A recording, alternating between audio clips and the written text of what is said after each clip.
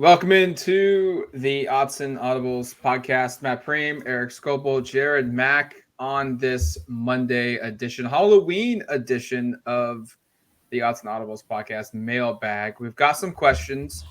Happy Halloween to the listeners. Happy Halloween to you too. Hope you guys are going to. Are you guys dressing up to go trick or treating tonight? Are you guys going to partake in the activities? Well, Matt, I will be going to Dan Lanning's press conference at 6:45. Oh, that's right. We have work. That's right. So no, I plan on just going in sports reporter costume. We could show up in costumes. That would be. Could happen. I don't know. You know who will do that is Hayden Herrera. If Hayden Herrera from KMTR is going to the press conference, he always dresses up as one of the Oregon football coaches. I will be curious to see if he makes an appearance.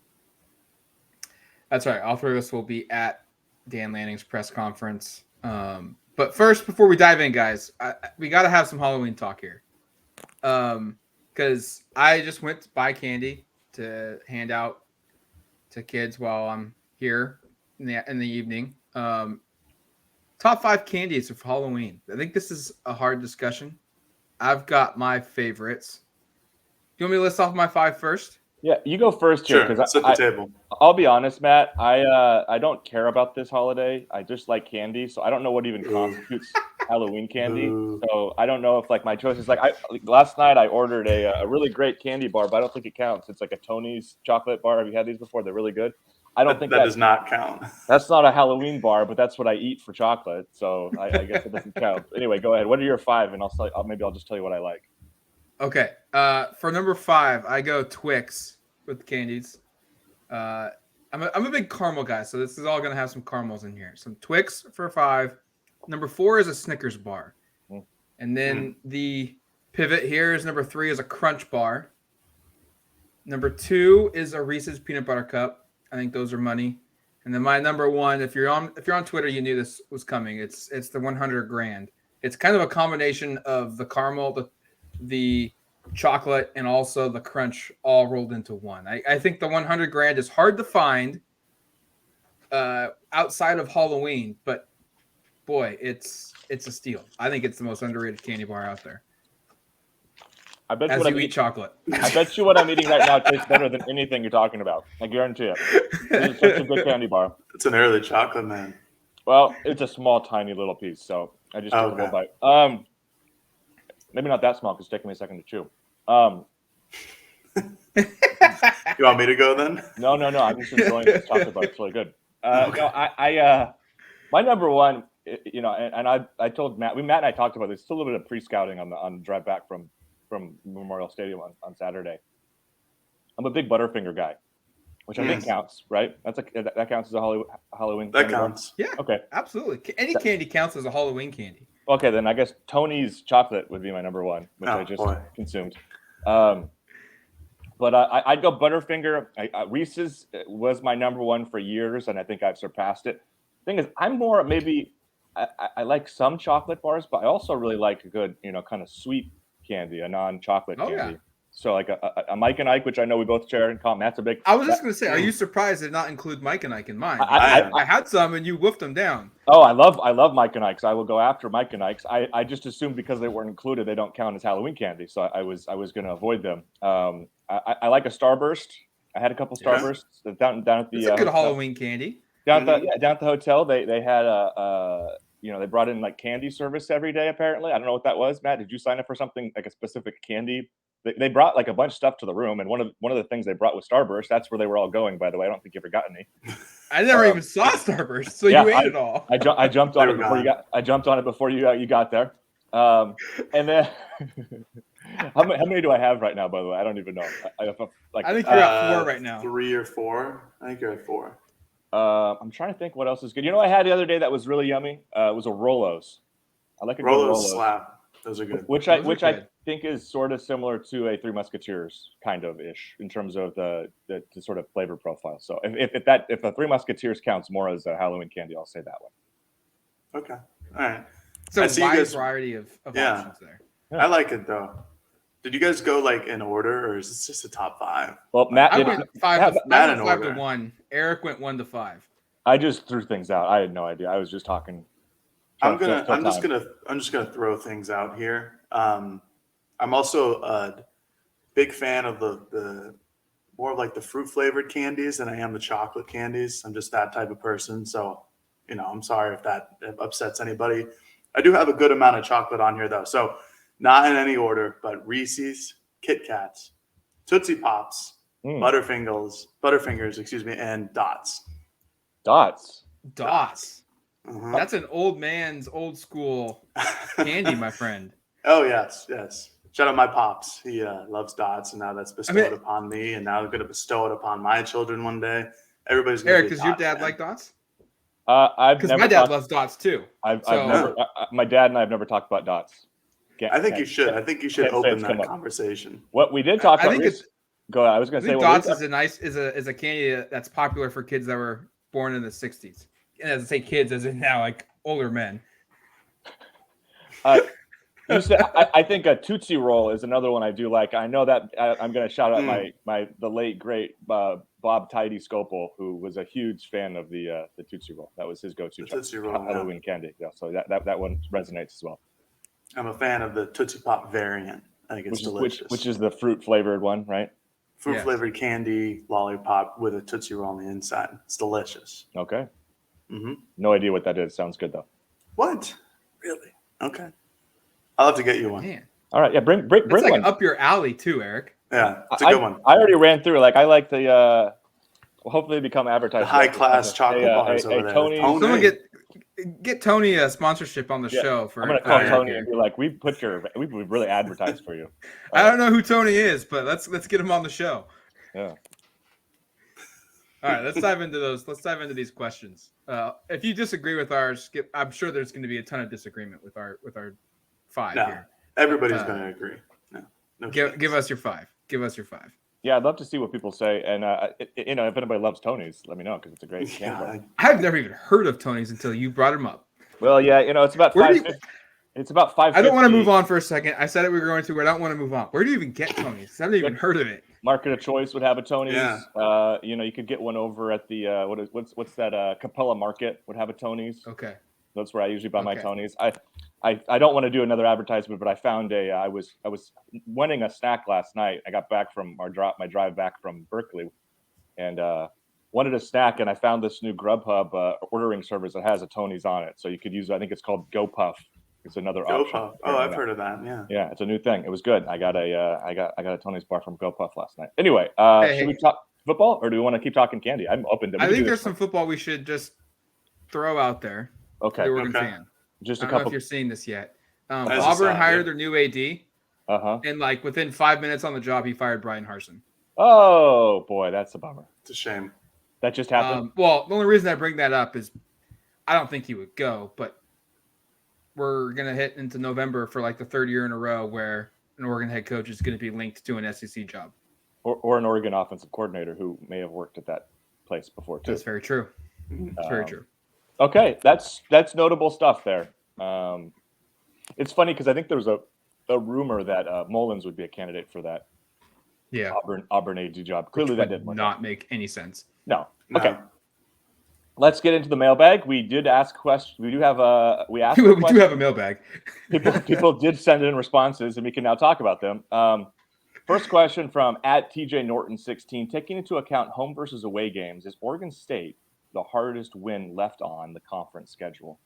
I think it's top 2. I think I still go Utah. I think we're going to learn, and I might have a different answer after Friday's game between Oregon State and Washington, by the way. If Washington really puts it on Oregon State, I would probably shift some things here. I think that's going to be a really interesting outcome because right now in the conference, you kind of have your top 4 that are all, by the way, ranked right in the top 10, top 11.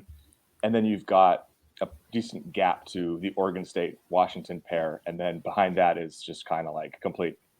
It's a disaster. Nothing good is going on basically from that part of the conference. So I would still say Utah at home is a tougher game, in part because if you look at the head-to-head between Utah and Oregon State, and some of this is going to be dependent upon how healthy Utah is. I mean, anybody who watched that Washington State game a couple of days ago knows they're without their quarterback, without their top couple running backs, without their top tight ends been out for the season, but then their replacement, Jonathan Kincaid, who'd been amazing against USC, got hurt. So it's a lot of questions for Utah in terms of where they are health-wise, but let's assume they're pretty healthy a couple of weeks from now when they come to Autzen. I still think that's the tougher game. Utah kind of put it on Oregon State earlier this season. Oregon State is playing very, very well, but I haven't seen Oregon State compete very well with the top teams in the conference, I guess would be my rebuttal. They USC actually they played USC. They played them pretty well. I have to give them credit for that. But the Utah game, not so much. I know they had a quarterback issue in that game, so maybe I'm being too harsh. But I still go the Utes at home as the toughest. I go Oregon State probably second, Washington third, and then this upcoming game is, I think, a pretty distant fourth in terms of most competitive games. Like, I think 1 through 3, you could convince me could all be games that are competitive into the fourth quarter. This upcoming game shouldn't be competitive into probably the second or the third. Probably not. Yeah, I'm in line with you. And literally, just like you said, I'm going to pay attention to that Oregon State Washington game, and then maybe this order changes. But to me, it's still Utah at home. They're just a better overall team than Oregon State is, and they've kind of steamrolled some guys. I mean, that game against USC was incredible. Obviously didn't steamroll them, but they put up a bunch of points and they held USC at bay when it mattered the most. Oregon State, obviously it's a road game in Corvallis, but it's not. There's going to be plenty of Oregon fans there. It's not like it's going to be a true road game where you're going on the road to, I don't know, Arizona State, or when Oregon went to Arizona and it was, quote unquote, a sold out crowd for that game. I just think that this Utah game is the most difficult one left on the schedule. It shows that clearly in just the AP polls and the coaches' polls as well. I think Washington could be difficult because Washington is a team that can take advantage of Oregon's weaknesses, which has been a constant talking point on this podcast and one by me, even though like half of them haven't come true. So that's another issue. But Oregon State is, as we know, as we've followed them for the last couple of years under Jonathan Smith, their offense is really good at points. They've really struggled at quarterback this season, which makes me kind of believe that it's not that much of a difficult game for Oregon. If they can control the run game and how Oregon State does in the ground, I think it could be relatively like an overwhelming matchup against Oregon State. But I think overall, yeah, it's probably the second hardest game left on the schedule. I just think that Utah is going to be a challenge, especially if everybody's healthy for them. I think they're all equal in difficulty in their own different, unique ways. I would agree that Utah's the hardest right now, Washington's second, Oregon State's third, but I don't think the margin is very wide for any of these games. I think Oregon State, it's a road game. It's a team that the last couple of seasons have played Oregon tough. Games have been closer than anticipated, and it's going to be in a funky environment where Reser is getting remodeled and it's sold out like a limited capacity crowd, but you go back and you hear what happened at USC when USC came to Corvallis, and it was people that covered that game said it was crazy environment. I think Utah is the most talented team of the three remaining teams in scenario for this. We're excluding Colorado here. But are we going to see a fully healthy team from Utah? I don't know. Because their quarterback was out against Washington State this weekend. Their running back was out. They've already lost their best tight end. Their second best tight end got hurt in that game. I think they were missing somebody else too. Now, Whittingham today has said he only talks injuries when it's season ending, and he said that there's no season ending injuries right now. So maybe these guys are going to be back in time for the Oregon game. But they're the most talented team. But then UW. And what's Oregon's kind of weakness right now? Defense, and especially getting off the field on third down. And Oregon would be playing one of the best passing teams in the country, not just the conference, but the country. So I think all three of these games are very difficult. I think they're all unique in their own ways, and Oregon's going to be favored in all three, but it wouldn't be a big surprise to see Oregon drop one of these games because their defense just, I think, is getting better, but it's still not even close to where we all anticipated it to be. And they're going to play some tough offenses and some talented teams that present tough challenges for this team to win those three games. And I guess maybe the argument for Oregon State being the most difficult would be, could you argue defensively they're the best of these teams? Like it's pretty close with Oregon State and Utah. If you look at just like by the numbers, I mean, Utah's tops in the conference in total defense. Oregon State is second. Oregon State is third in scoring defense. Utah is second. I mean, these are maybe you could argue that Oregon State will give Oregon a tougher defensive showing than Utah. I'm not sure I'm sold on that. I think Utah's actually improved quite a bit defensively. I think that Washington State game, they won because of defense. They had a bit a walk-on at quarterback and were able to win in a really tough environment and really shut down the Cougars, especially in that like fourth quarter there where they had some opportunities. So, I still think Utah's the toughest game. But I think that game in Corvallis could be kind of funky. And as Matt said, like 25,000 fans there will be very strange. And I will be curious to see how many Oregon fans are there. I mean, I know there's going to be tens of thousands that like to be there, but because of the reconstruction, like, is it going to be like a more favorable environment in a weird way because of that at Research? I don't know. It's going to be a storyline to follow as we get there. I think that just to conclude the segment, the answer is you've got a very, very winnable game. Oregon is like 31-point favorites on the road over Colorado, which is crazy. And then you've got three, I think, I think just three tough games, period, down the stretch. Two at home, one in the home state, all very winnable, but also all games that you could foresee Oregon stumbling and losing, or at least playing competitively towards the end. So we'll get kind of excited to get to that part of the season, honestly, kind of get through the Cal game, the Colorado game, get to the tougher stretch and kind of see how everything plays out. I think that's going to be kind of a fun 3-game run there to close regular season. Okay. Second one from at Matt Villanueva 16. The Ducks need help on the national landscape to make the college football playoff, but control their own destiny in the Pac-12 race. What are Duck fans' rooting interests for fellow Pac-12 teams and upsets on a national landscape? I think this is a timely question because we've been putting off the college football playoff talk for a long time, and the reality is about, 30 hours from the time of this recording, we're going to have actual college football playoff rankings for the first time. Those come out Tuesday evening. I think Jared and I are going to do a reaction show shortly after that, and we'll have probably some better thoughts in terms of who you're rooting for, who you're not rooting for once we see where Oregon's placed. But amongst the Pac-12 teams, I still think the best outcome for Oregon is to play USC in the conference championship game and win. If you're talking about getting to the college football playoff, if you're talking about winning the conference, maybe it's a different answer. Maybe there's another team you think they match up better with. UCLA, they handled pretty well. We'll see what happens with Utah, et cetera. But if you're talking purely about getting to the college football playoff, you'd like to play all three of these other considered to be top 10-ish teams, right? They're going to play. They've beaten UCLA. They're going to play Utah. USC's not on the regular schedule. You'd like to get them in there. And USC, frankly, is the biggest name. I don't know if they're the best team. I probably would argue they are of that three, but we'll see what happens in the head-to-head with UCLA. That's a bigger brand, and beating USC in the conference championship would mean more than beating UCLA for a second time or beating Utah for a second time, hypothetically. So that would be my answer for the conference race. So I think you're rooting for USC head-to-head with UCLA in a couple of weeks.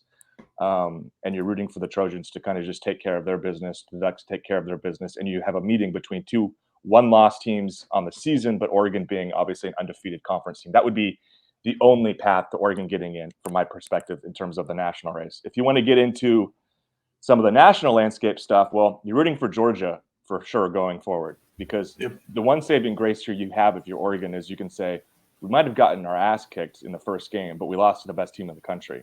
And this week in particular, you are big Bulldog fans. They play Tennessee at home, number 1 against number 2. It's going to be an awesome game. I wish it wasn't scheduled for the exact same time as the game that we're covering, but I digress. That's just the way the cookie crumbles sometimes. Probably be watching that one out of the corner of my eye, hopefully while Oregon takes care of business in the second half. So, hopefully the second half at Colorado, we can just kind of get our stories done and watch other football games. Well, especially what sounds. It does sound pretty mean, but it has crossed my mind of like, hopefully we're able to just kind of consume a lot of this Georgia-Tennessee game because I'm really excited to watch it. You're also LSU fans because they play Bama this week. I think they play, I believe, Tennessee a couple weeks from now. I don't have the schedule in front of me. I don't know either. I know they play both of them in the coming weeks here. you basically want chaos in the SEC. You'd love to have Georgia be like the lone unbeaten, and Tennessee and Alabama both have 2 losses. That would open the door for maybe the SEC to only get 1 team, which sounds crazy because I think we all understand that the SEC probably has more than 1 team that should be in this college football playoff. And then you're looking for 1 team in the Big Ten, probably Ohio State, to just completely take control of that conference. And maybe Michigan loses another game and Ohio State dominates the head-to-head there and knocks the Wolverines. That's kind of the path to it. But then you also have to worry about the ACC and the Big 12, who have undefeated, each have an undefeated team as well. So there's a lot of stuff going on here. I still think like Oregon wins out. It feels like it should be a guarantee. Like, hey, they won. This would be like 12 straight games. That's incredible. At the same time, there's a lot going around them that will make this kind of tough. So I think you can. I will say, like, I think Oregon will have a decent chance if they win out of making it, but I don't think you can say with like 100% certainty that they'll make it in. And that, like, as the question asks, you're like, Oregon controls its own destiny in the conference, but I don't think they do for a college football playoff berth.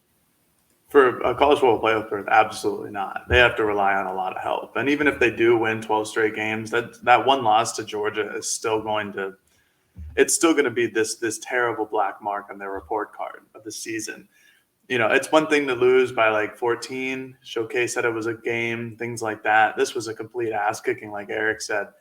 And that's gonna hurt them. And I know for Oregon fans listening, like why should it hurt them? They've clearly improved, blah, blah, blah. All of these good things that Oregon has done.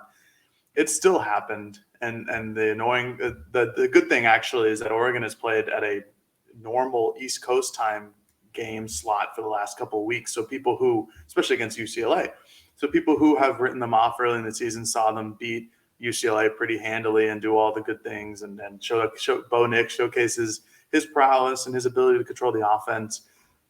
I still personally, I don't think it'll be enough. I think Oregon in the Pac-12 has a chance. You know, they easily control their own destiny here. And you want USC to do well. You want Oregon State to do well. You want UCLA to do well. You want Utah to do well. So that if Oregon were to win all of these games, I mean, obviously they won against UCLA, but if they were to win the upcoming games, it's even more of a resume booster. I just think it's going to be really hard for Oregon to get into the playoffs with that 1 loss to Georgia by 1,000,000 points. And I'm not sure, and I don't think there's going to be a Pac-12 team in the playoffs. I think even if USC and Oregon meet and USC beats Oregon, or if Oregon beats USC, I don't think either of those teams are going to get in, because you're probably going to have an undefeated Michigan or Ohio State, because they play each other eventually. They play each other on Thanksgiving weekend, and then they're going to play the Big Ten West champion, which is going to be like a 7-5 Purdue. Like it's not going to be a difficult game in the Big Ten championship. The Big 12 obviously has TCU, and they're just steamrolling teams right now, even though they had a tough weekend against West Virginia. That's going to potentially be another undefeated team. Clemson, I don't know who they're going to run into that's really going to beat them. They came really close a couple of times, especially against NC State. But there's just going to be more unbeaten teams. And then you have to look at, you know, if you're the college football playoff committee, you look at Alabama, and they could be like a 1-loss team. But if their 1 loss is to the number 1 team in the country in Tennessee, and they lost in a last-second field goal, that's a lot better of a loss than Oregon's loss to Georgia early, even though it was week 1 in the season and it was real early. That's still a better loss. And you know, I don't want to rain on the whole college football playoff parade, but you know, Oregon was in the same spot just a couple of years ago against Auburn and Justin Herbert, and then Bo Nix on Auburn. You know, they lose a really close game, and maybe they get in, but it takes a lot of help when you're the Pac-12 team to get in. And luckily this season, unlike in 2019, Oregon, the Pac-12 has like Oregon's back basically, and Oregon has the Pac-12's back, because they're all, they have 4 teams inside the top 12, which doesn't happen often. And that's a question we'll get to later in the podcast. But Oregon has a chance if they can win out, which again, no team has done in Pac-12 in recent. I know that there was one team, but in recent history, no team has gone 9 games in conference and won out. But Oregon still has that opportunity. They're still the only undefeated team left in conference play. It's going to take a lot of help. And even if all that help happens, I don't know if Oregon might be number 5, like outside looking in, just right at the doorstep. Who is Oregon rooting for? Well, first and foremost, to make the playoff, you need USC to win out, and you need to play them in the conference championship game and beat them. You need UCLA to win out every game beyond the UCLA one and be 10-2. I guess a rematch against UCLA wouldn't be the worst situation possible, but you probably would rather play USC than UCLA. You need Utah to continue winning out. You need Washington to continue winning out. It would be really beneficial for Oregon if BYU could get some wins before the season ends to help strengthen that schedule if you're talking about a college football playoff berth. And then, like Erik said, you want chaos in the SEC, and in particular, you want chaos in the SEC West. That conference has 3 teams in the top 11 or top 15, LSU, Ole Miss, and Alabama. It would be really important if all 3 of those teams have 2 losses going into the SEC championship game, because a scenario you do not want to see is, let's say Georgia beats Tennessee in this weekend's game, and then Georgia loses to a 1-loss Ole Miss program.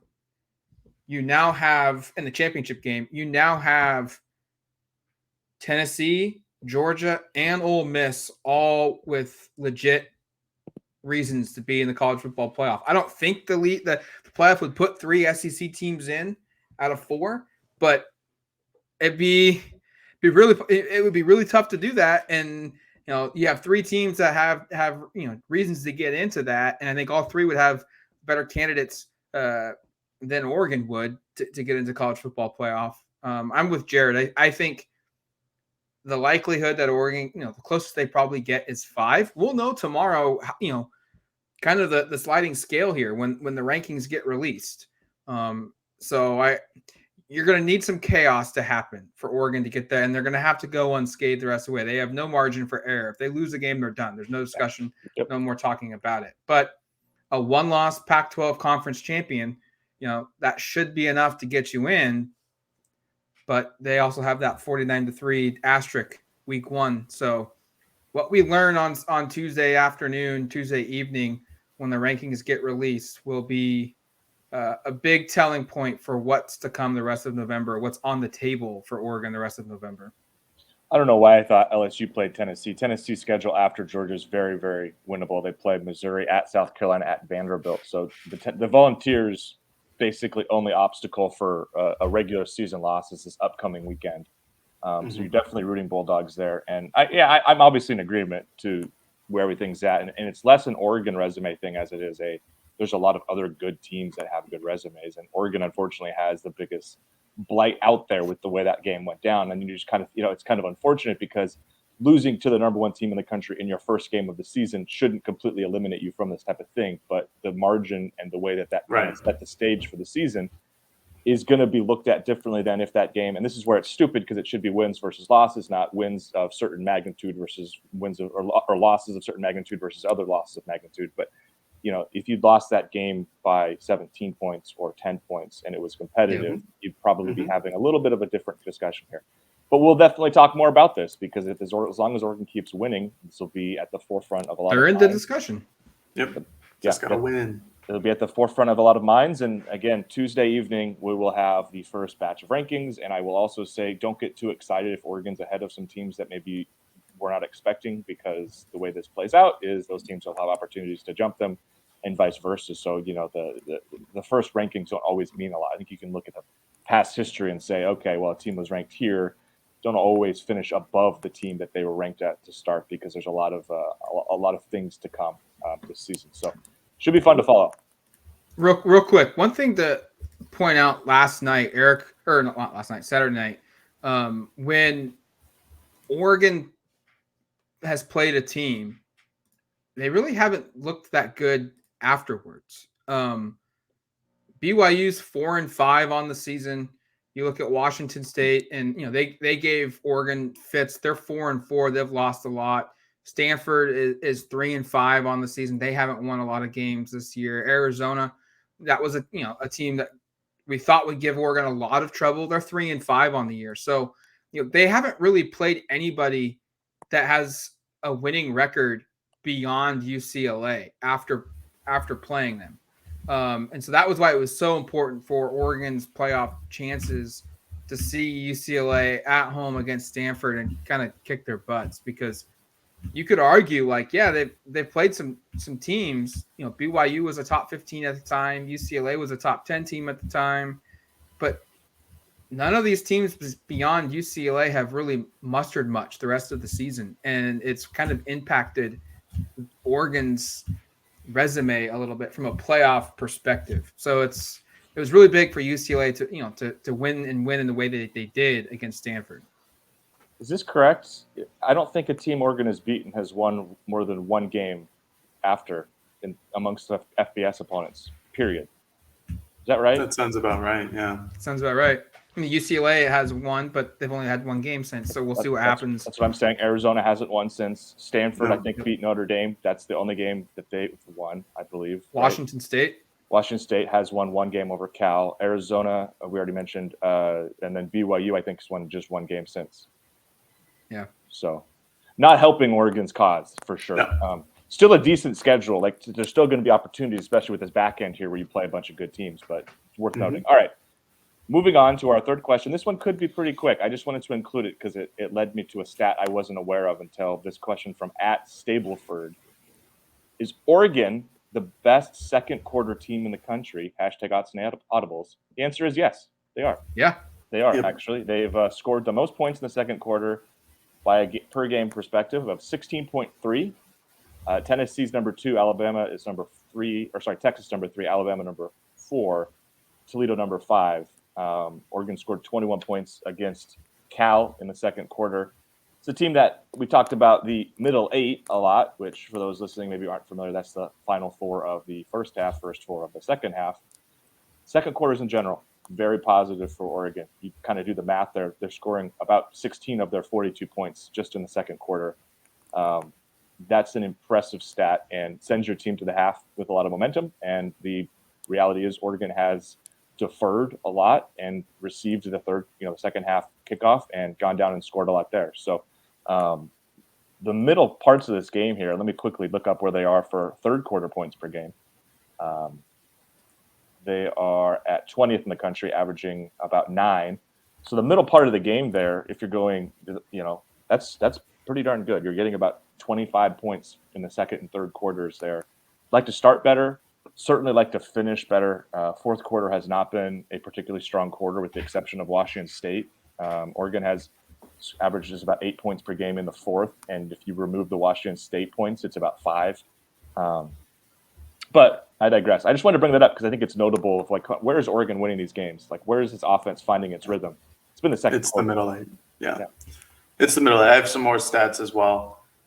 Oregon has the highest offensive differential in the country in the middle 8, in the final 4, in the first 4 of the third quarter, at 9.6, number 1 overall.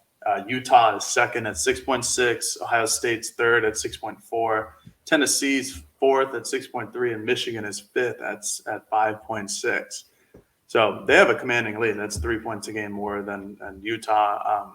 The rest of the top 10, so 6 through 10, is Bama, Georgia, Miami, Texas, and UCLA. Those are all pretty good programs, except for a couple of them, but I digress. Our good friend Zach Neal of Ducks Wire tweeted this out the other day, even though I know he's not listening. Oregon is 104 or outscoring opponents 104-20 in the middle 8. If you take out Georgia's game, it's 101-6. Even Oregon's lone 3 points came during the middle 8, so that's a good thing to look at. Yeah, I would say that they're probably the best second quarter team in the country. And Erik just went through all the reasons as to why they are. You could argue that they're the best middle 8 team in the country as well, and that's just what's going to win you football games more often than not. And Dan Lanning has gone on record. He's like, yeah, this is what we practice. This is why we defer. This is why we do things the way we do, and it works. I have one thing, though. I don't know how to feel about the fourth quarter, Erik, just because half of these games are blowouts and all their subs are in. So I'm like, well, I know it doesn't look good on paper, but I think that's a real talking point this week.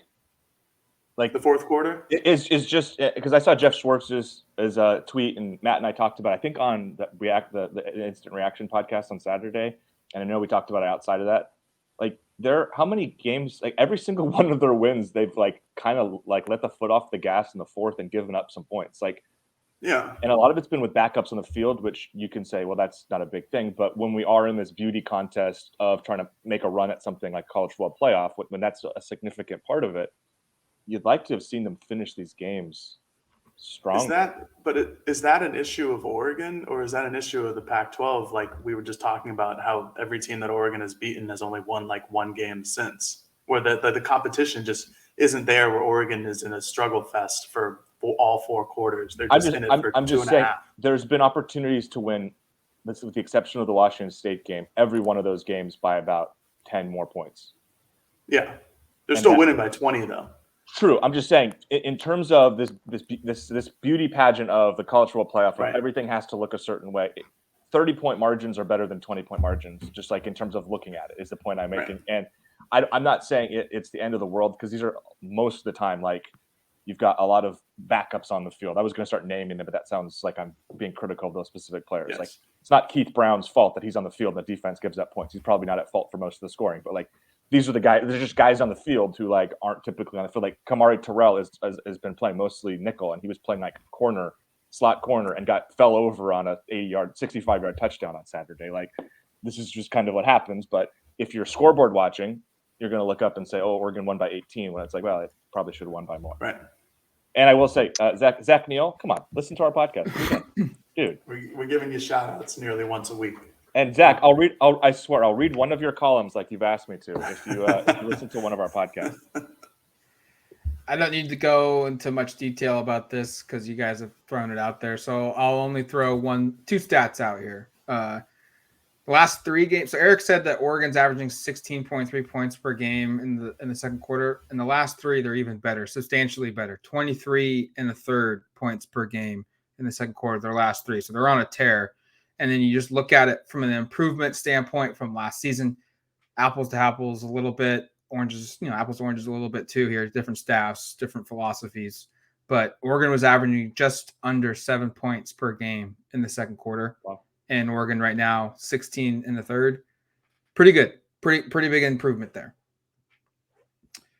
All right, let's take a quick break. When we come back, we'll continue this mailbag because we've got a couple more questions to go. All right, welcome back to the Autzen Audibles Podcast. 3 questions in, some power rankings of candy in as well for Halloween. 2 questions to go for the mailbag. All right, the fourth one from @Dustin Lieber. It looks like Bo Nix is making more checks at the line / adjusting protection than any Oregon quarterback in recent history. Is that more of a credit to Kenny Dillingham or Bo being a multi-year starter? #Autzen Audible.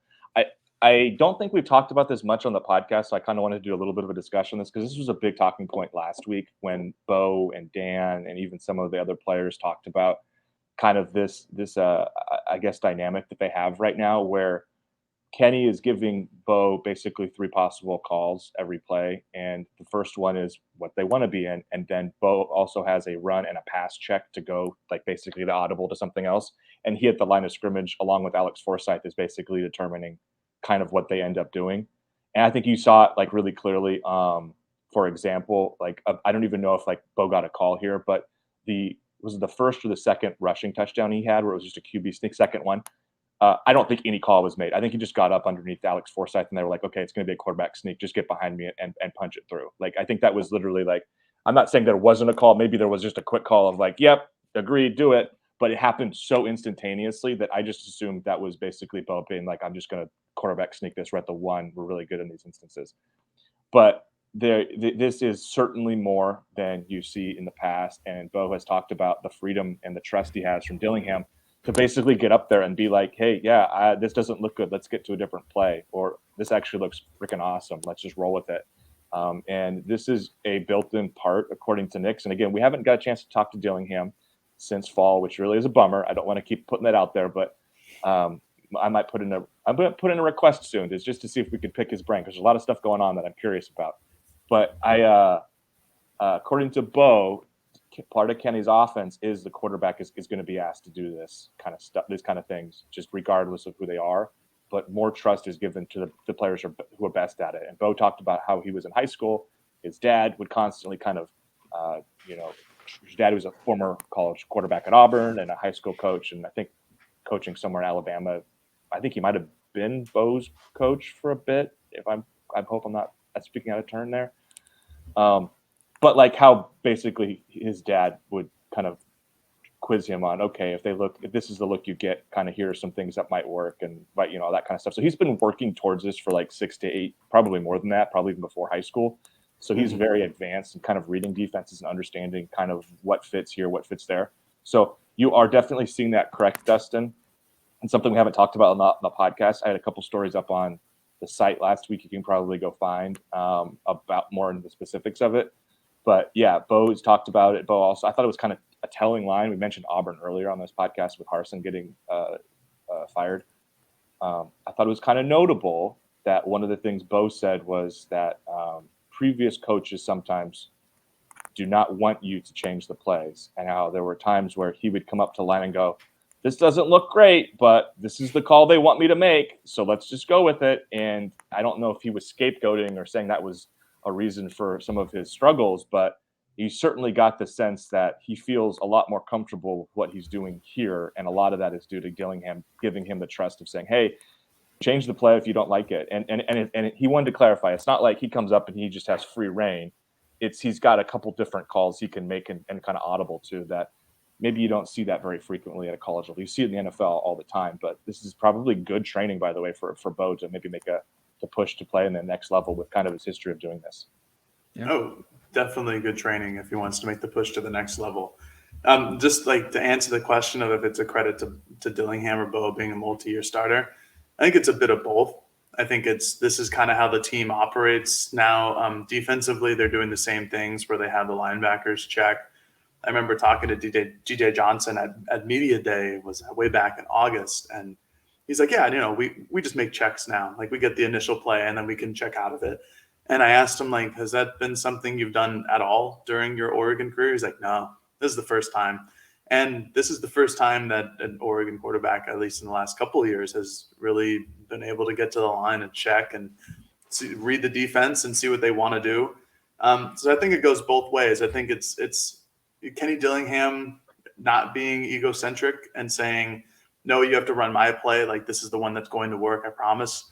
And it's him saying, yeah, this is the one I think is going to work. But, Bo, if it doesn't, change it. If you don't like the look, if they're playing zone rather than if I anticipated them playing man, change that look. And then it comes down to Bo just being a multi-year quarterback, a legacy of a quarterback, and just knowing defenses and being able to read them at the line of scrimmage and saying, yeah, this is the look we want, or no, this is not the look we want. And Erik broke it down before about how he gets, these 3 options where, basically all their bases are covered when they head to the line of scrimmage. And I think that's why their offense is so good.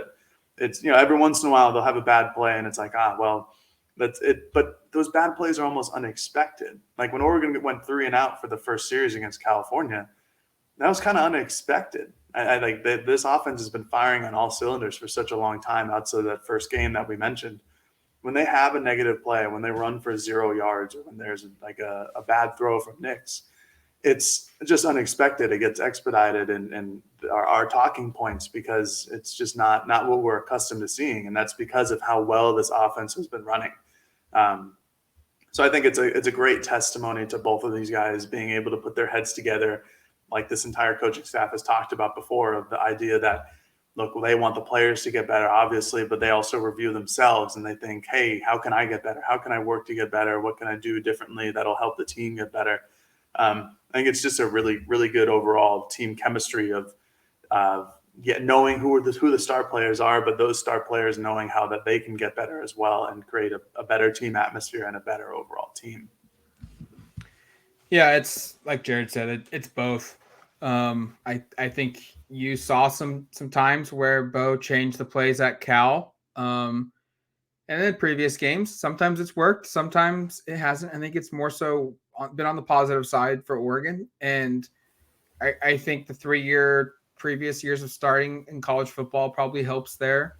I think he's said it multiple times that, Dillingham has set things up to, it's easier to understand what they're doing, why they're doing it, and the offense is set up well for the playmakers, and Bo's job is a little easier in that regard. And then, like Jared said, if I think Dillingham is a smart coach, and we've heard multiple times from him, or more often from Dan, that the staff is trusting Nix here, and they're being willing to open the door for him to make plays and change things. So it's both. I don't know, because we haven't talked to Dillingham since fall camp.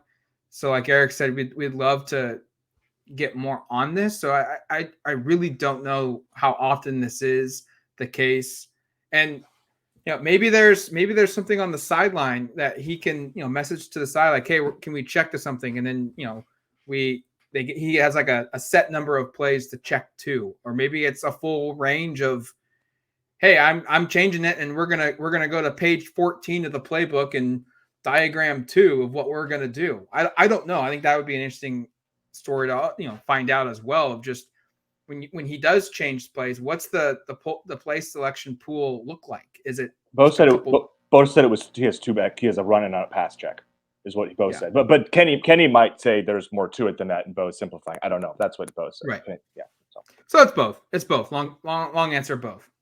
And I also want to give to the protection part. Forsyth deserves a lot of credit as well. I think just that you've got so much experience at center and quarterback, and then an offensive coordinator and an offensive staff that's willing to kind of be open to the kind of the feedback and trust, I guess, of everybody, I think plays into it. Because Forsyth has probably not been discussed as much if you're talking about protection stuff. Of like, I think he and Bo, it sounds like, have a meeting every day talking. They've talked about this. Have a meeting every day talking about adjusting to protections based upon what the opposition does each week, of like getting together, watching the film, breaking it down. Okay, this is a look. This is what we're going to change it to. This kind of stuff. So I think there's a lot going on here. Football's a complicated game, guys. I can't pretend I understand all of it, but it sounds like these guys do.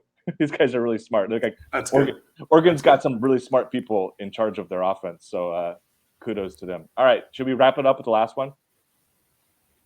From yes, sure. Yeah. at Jeep Duck Nerd. Great name. Love it. What are your thoughts on the overall improvement on the Pac-12? Is this a flash in the pan or sustainable with a good foundation?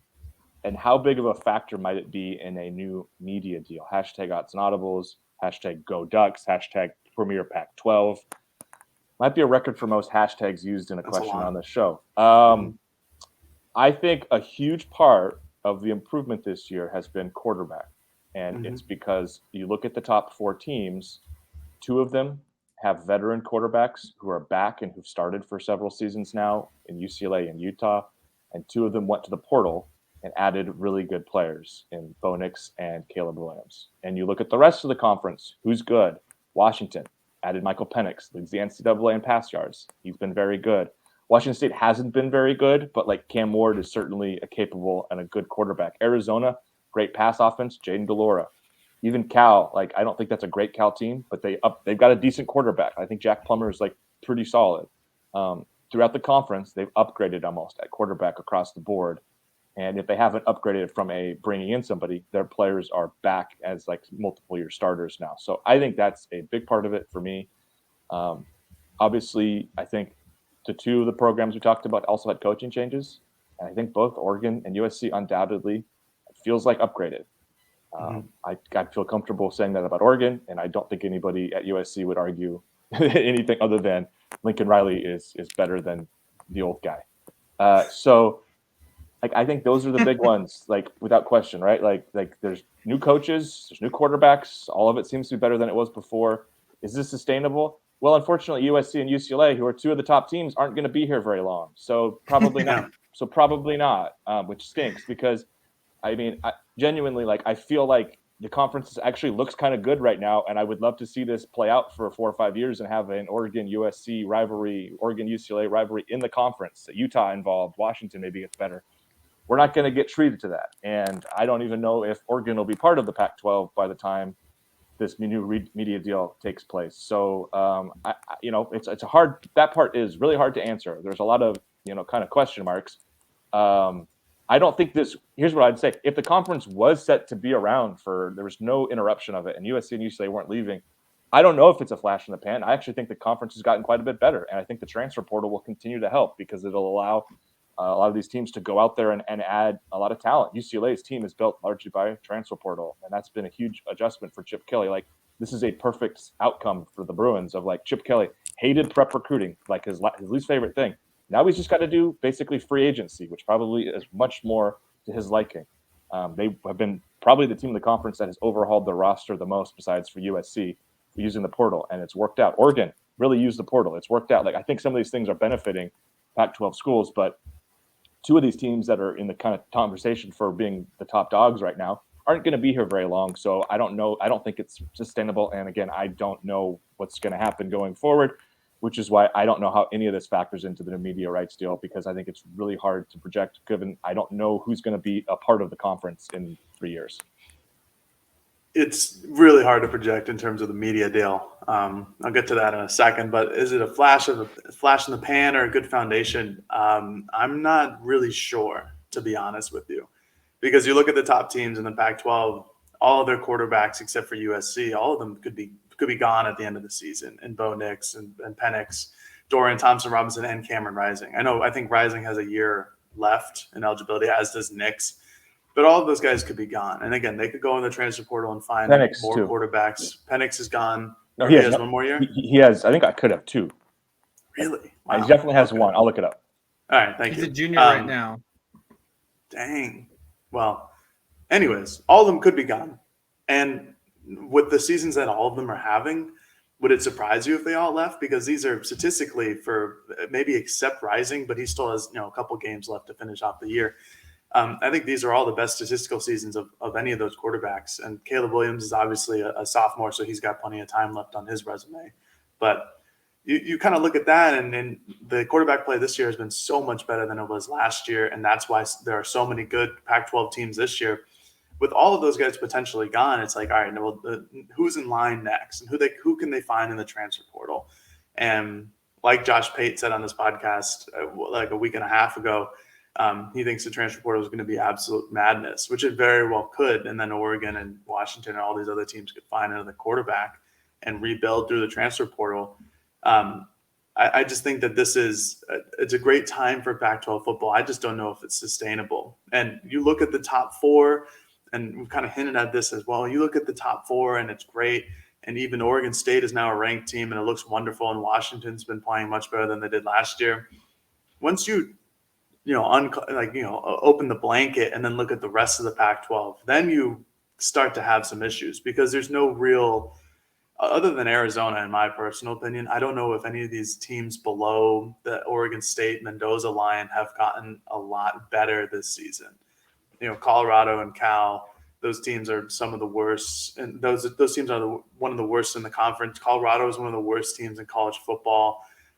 It's never a great thing to have those in your conference. And obviously most conferences have those players or those teams. You look at the Big Ten, and they've had Northwestern and Iowa this season, which are two pretty rough teams to watch. But, just looking at steady improvement and what this foundation is for the Pac-12, and now, like Erik mentioned, without USC and UCLA, it's kind of worrisome. And then for the media rights, I don't know. And I really have no idea. And if the Pac-12 is looking at going with Amazon, that's smart. But if it's only on Amazon Prime, then I know a lot of people do use Amazon, and it's wonderful, and I love them. So please sponsor our podcast.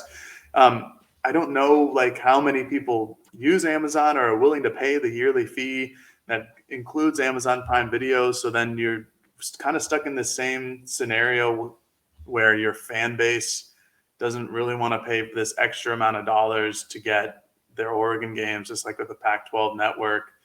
At least it's more accessible, but thank you, whoever did that. I don't know. I think I'm very confused on whether it's a good foundation or if it's a flash in the pan of how good this conference is this season and how it will look moving forward. Well, Jared, I don't have the data. Actually, now I do. I just found it. There we go. 148.6 million people are subscribers to Amazon Prime. I am one of those, I can say. I feel like 148 million is a lot more subscribers than the Pac-12 network currently has. So Yes. I would argue that from an Amazon perspective, it's a win because you're getting more people who have access to the Pac-12 networks now, or the Pac-12 conference, whatever it turns into, than currently its current format. So is it the best outcome? No, but it's still, I think, a hell of a lot better than its current situation. I think almost anything is better than what they do now. Yes. Don't get me wrong here. Now, it's a flash in the pan, but it can also be more down the road. Like Erik said, USC and UCLA are gone after the 2024 season or 2023 season. I can't remember. They 2023. They joined the Big Ten in 24. Yeah. So those two teams are gone. Is UCLA a flash in the pan kind of this season? We'll see what happens next year, what kind of quarterback they get. USC, it's USC. They'll always kind of be really good or underachieving. But it now falls on Utah to continue to do what it's been doing the last couple of seasons and be a top 15 team.